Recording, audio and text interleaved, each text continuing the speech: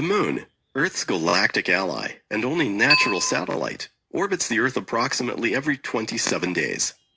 The 8 phases of the Moon are: the new Moon, waxing crescent, first quarter, waxing gibbous, full moon, waning gibbous, last quarter, and waning crescent, before returning back to new moon.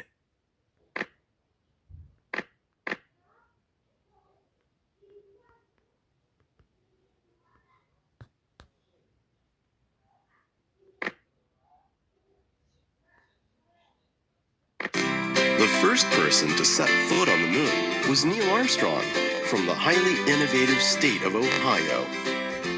Now, Murphy has found his way to the moon and is discovering what it's like to jump and moonwalk on the moon's surface.